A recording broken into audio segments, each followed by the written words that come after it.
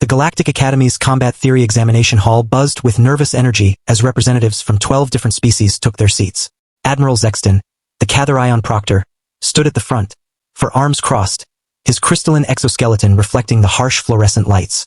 "Today's examination will test your tactical knowledge under extreme pressure," he announced, his voice carrying the authority of someone who had seen countless battles. "You have 3 hours to devise a strategy for defending Station Omega-7 against a Void Reaper assault fleet. The scenario parameters are non-negotiable." Sarah Chun, the only human in the room, sat quietly in the back corner. At 22, she was young even by human standards, let alone compared to her classmates, who ranged from the 60-year-old Alarian genius to the 300-year-old Xenocari war philosopher. Her presence here was considered a cosmic joke by most of the other students. As Admiral Zexton began distributing the examination materials, Lieutenant Cross, a towering mandarin with ceremonial battle scars covering his gray hide, leaned back in his chair with obvious confidence. The Valari twins, renowned throughout the academy for their hive-minded tactical brilliance, began synchronizing their breathing. Even Dazes, the typically anxious citation representative, seemed more composed than the human girl, who was quietly organizing her writing materials. "The scenario begins now," Admiral Zexton declared. "Station Omega-7, population 43,000, faces imminent attack by a Void Reaper fleet of unprecedented size. Military assets are limited. Evacuation is impossible. Reinforcements are 72 hours away. Begin." The hall fell silent except for the scratching of styluses on data tablets and the occasional click of alien keyboards. Sarah stared at her screen for exactly 30 seconds, then raised her hand. Admiral Zexton's 3 eyes focused on her with visible irritation. "Miss Chun, the parameters are non-negotiable. There are no questions permitted during—" "I have one question," Sarah interrupted, voice carrying clearly across the silent hall. Every head turned toward her, expressions ranging from curious to annoyed. "You want casualties or notes?" The Admiral's mandibles clicked in confusion. "Excuse me?" Sarah stood, chair scraping against the floor. "It's simple, sir. Are you grading us on acceptable casualty rates?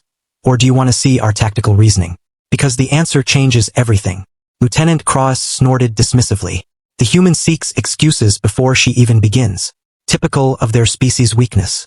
The Valari twins exchanged one of their wordless communications, apparently finding amusement in Sarah's question. Weiss merely blinked his large dark eyes and returned to work. Admiral Zexton's exoskeleton shifted color slightly, indicating deep thought. "Explain your meaning, Miss Chun," he said finally. "If you want low casualties, I'll give you the textbook answer. Defensive positions, strategic withdrawals, minimize losses until reinforcements arrive. Very clean, very proper, very expected." Sarah's voice grew steadier. "But if you want tactical innovation, if you want to see how we actually think under pressure, then casualties become a tool like any other." The hall had grown so quiet that the hum of the environmental systems seemed deafening. Even the typically unflappable Xenocari had stopped writing to listen.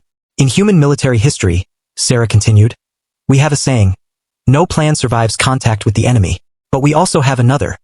The enemy's plan doesn't survive contact with us either." She walked to the front of the room, movement fluid and purposeful. Admiral Zexton didn't stop her. His curiosity was clearly piqued despite himself. "Every species here approaches warfare like a chess game, move and counter-move, calculated risks, elegant strategies. Lieutenant Cross is probably designing a glorious last stand to be remembered for centuries. The Valari twins are computing probability matrices for maximum efficiency. This is looking for the compassionate solution that saves the most lives. And you, Miss Chun?" Admiral Zexton asked quietly. Sarah smiled, and for the first time since entering the academy, she looked truly dangerous. "I'm going to win, not survive, not minimize casualties, not create a beautiful tactical masterpiece for the history books. I'm going to destroy every single Void Reaper ship and save every single person on that station." The Mandarin lieutenant laughed harshly. "Impossible. The scenario parameters make victory impossible. That's the point of the examination." "No," Sarah said, returning to her seat. "That's the point of every other species' approach to the examination. You all accept the parameters as gospel. You work within the constraints. You find the best possible outcome within impossible circumstances. Humans don't do that. We change the parameters. We break the rules. We turn impossible circumstances into someone else's problem." The next 2 hours passed in intense silence. One by one, the other students completed their examinations and left, most casting curious glances at Sarah, who continued working with intense focus. By the end of the allotted time, only she remained. Admiral Zexton approached her desk as she finally set down her stylus. "Miss Chun, your answer?" Sarah looked up, tired but determined. 43,000 civilians, 0 casualties. Void Reaper Fleet, 100% casualties. Station Omega 7. Renamed Station Chmed by the grateful survivors.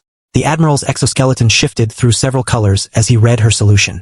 His mandibles clicked rapidly, a sign of either extreme agitation or deep fascination. This is... Dub, he began, then stopped. This is either the work of a tactical genius or a complete madwoman. In human military history, Admiral, those have always been the same thing, she replied calmly. As she walked toward the door, Admiral Zexton called after her. Miss Chun, one final question. How did you know I wanted innovation over casualties? Sarah paused at the threshold and smiled. Because, sir, you're not just any proctor. You're Admiral Zexton, hero of the Proxima campaign, the officer who saved 2 million lives by doing something everyone said was impossible. She gestured toward the examination hall. You didn't design this test to watch us fail gracefully. You designed it to find someone crazy enough to succeed. The door closed behind her, leaving Admiral Zexton alone with a tactical solution that would revolutionize galactic military doctrine and a growing understanding of why humans, despite their apparent weaknesses, had never lost a war. In the corridor outside, Sarah Chun allowed herself a moment of satisfaction. She had done exactly what humans always did when faced with impossible odds. She had made them possible. Please follow my channel for more videos.